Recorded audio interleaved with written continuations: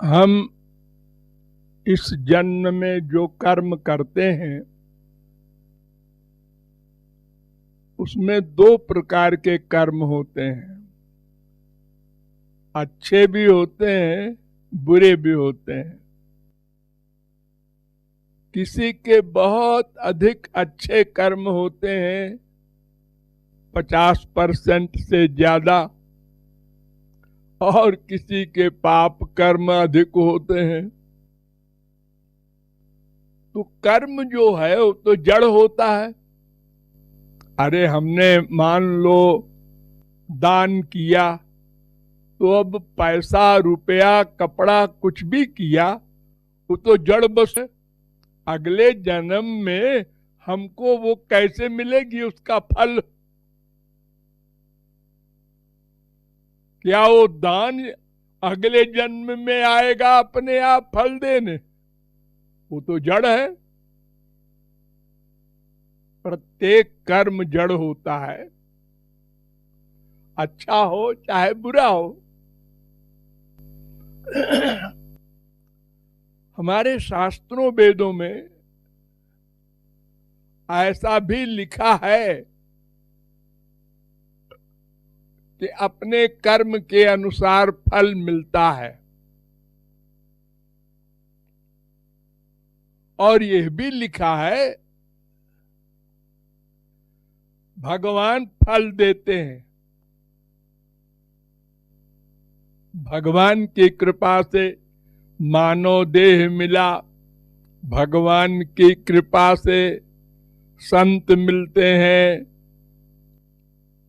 अच्छा हो चाहे बुरा हो, भगवान को साथ में लाया जाता है। तो भोले भाले लोग कहते हैं कि अगर हमारे कर्म का फल है तो उसमें भगवान की कृपा की क्या बात है? उनका एहसान क्यों माने? पुण्य पुंज बिन मिलहि न संता। बिना पुण्य के, हमारे पूर्व जन्म के संत नहीं मिलते। और फिर ये भी लिखा है बिनु हरि कृपा मिलहि नहीं संता। ये भगवान की कृपा क्यों बीच में लाते हो? बड़े भाग्य मानुष तनु पावा। बड़े भाग्य माने हमने कर्म किया था अच्छा तो मनुष्य शरीर मिला।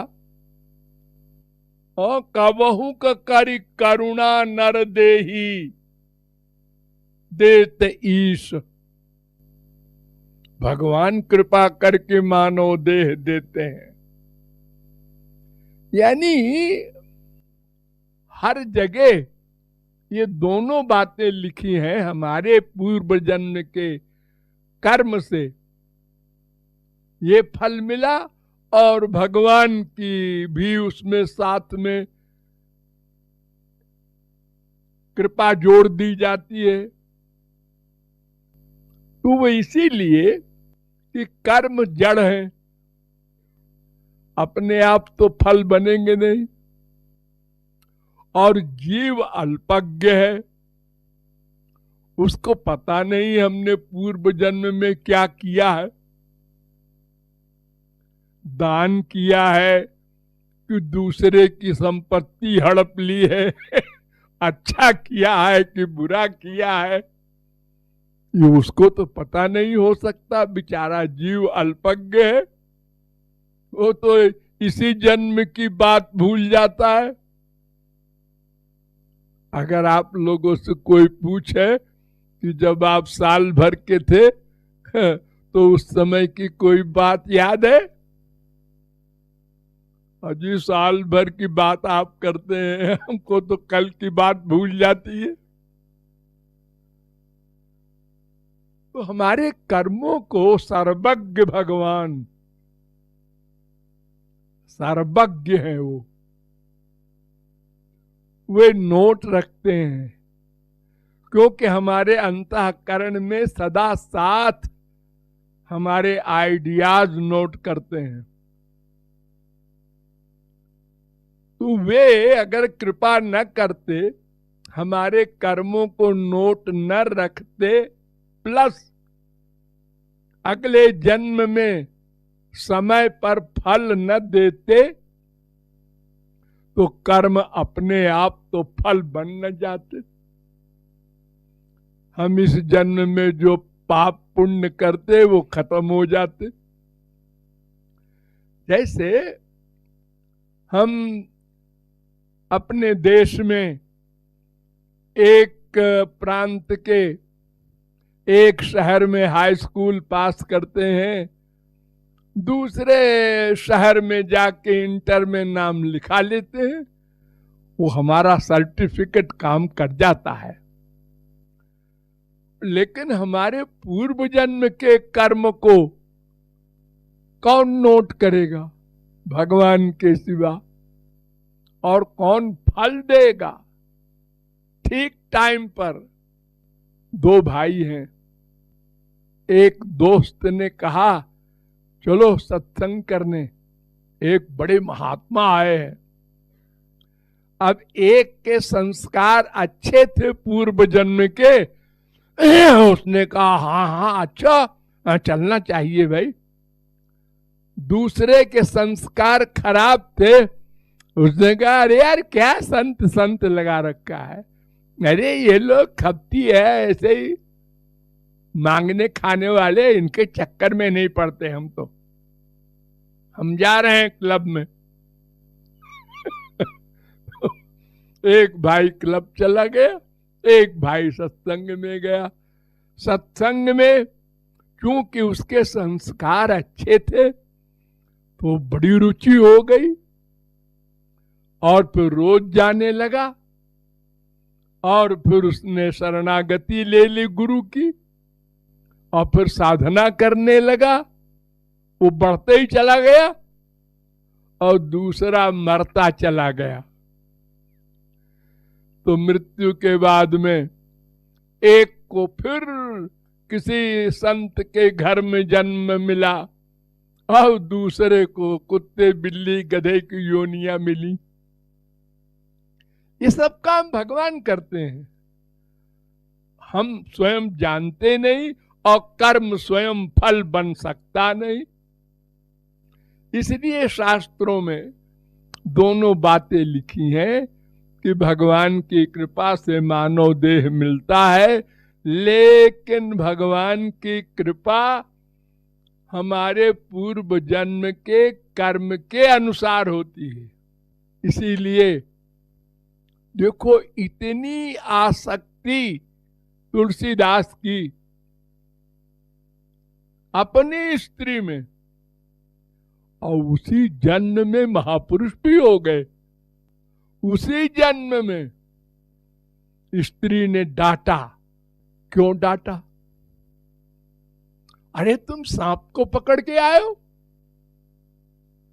दरवाजा खटखटाया होता, तुम डरे नहीं मरने को? क्यों जी, अगर किसी का पति इस प्रकार अपनी बीबी के प्रेम में आवे तो कोई स्त्री ऐसा बोलेगी? वो तो विभोर हो जाएगी कि इतना प्यार करते हैं कि सांप को रस्सी समझा। वो तो दीवानी हो जाएगी पति की। और यहां तो उल्टा हो गया, लेक्चर दे रही है बीवी, अरे तुम इतना भगवान से प्यार करते तो भाई वैकुंठ मिल जाता। दोनों असंभव बातें। इतना प्यार स्त्री का होना कोई विश्व में नहीं कर सकता, क्योंकि जब सांप को पकड़ा होगा रस्सी समझकर और पूरा शरीर लटका होगा उसके ऊपर, तो सांप तो बेचारा सारे शरीर को उसने मरोड़ा होगा बचने के लिए, या लौट के काट लेता, फिर भी होश नहीं तुलसीदास को। और इतना जो आसक्त होगा तो वो उसको वैराग्य होने में भी समय लगेगा। जितना कपड़ा गंदा होता है उतने धोने के लिए 50 बार साबुन लगाना पड़ता है। लेकिन वो तो सीजन में चित्रकूट में ठाकुर जी स्वयं आ गए। तो वो ठाकुर जी पूर्व जन्म के कर्म की जो बहुत अच्छे थे तुलसीदास के, थोड़ी सी कसर रह गई थी भगवत प्राप्ति में, तो उन्होंने स्त्री के हृदय में बैठकर भगवान स्वयं बोले हैं, अरे तू हमसे प्यार करने ऐसे आया है, भगवान से प्यार कर। स्त्री नहीं बोल सकती कोई, अंदर बैठे हैं भगवान सबके ना, वो बोले हैं। और फिर इधर वो संस्कार जो खराब थे वो चले गए तुलसीदास के, स्त्री आसक्ति वाले। वो किसी महापाप के कारण ऐसी आसक्ति हो गई थी, तो बस अबाउट टर्न हो गए। तो ये रहस्य महापुरुष और भगवान जानते हैं, जीव नहीं समझ पाता है। ये तो एकदम आगे बढ़ गया जी, हम तो उससे अधिक आगे थे पहले, अब तो और चले जा रहे हैं नीचे को। लोग पूछते हैं ना गुरु जी से, महाराज जी हम तो बड़ा बिगड़ते जा रहे हैं, पहले तो हम आए थे तो कुछ अच्छे थे, आपके प्रति भी अच्छी भावना थी, भगवान के प्रति भी।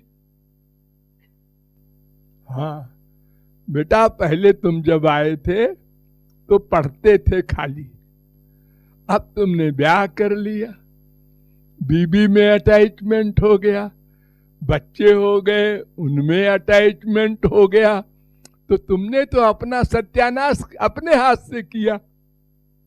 मैं क्या करूं? सत्संग को दोष देते हो। अगर जैसे तुम पहले थे, तुम्हारे मन में और कुछ नहीं था, तब तुम्हारा भगवान के प्रति और गुरु के प्रति आकर्षण हुआ कि हाँ हम आपको मानव देह सफल करना है, और फिर ये जो गड़बड़ बीच में कर डाली, तो अब फिर लौटो उतने पीछे। अब उस अवस्था को जहां तुम पहले थे लाने में बड़ी मेहनत पड़ेगी, पता नहीं कै जन्म लग जाए। अरे भाई, अगर किसी के ऊपर तमाम कर्जा हो जाता है तो फिर कमाए जाओ, कर्जा चुकाए जाओ सारी जिंदगी। तो तुम्ही ने कर्जा किया ना, तो इसलिए भगवत कृपा भी आवश्यक है और पुण्य भी आवश्यक है, तब ये अच्छा फल मिलता है जिसमें लोग आश्चर्य करते हैं, ये तो एकदम आगे बढ़ गया। अरे एकदम नहीं बढ़ गया, ये पूर्व जन्म की कमाई थी वो मिल गई। अगर किसी का बाप बैंक में 1 लाख जमा कर रहा है और मर गया, तो बेटे को वो पका पकाया मिल गया 1 लाख। और जिसके बाप ने नहीं जमा किया बैंक में, वो कमाओ। ये अभिप्राय।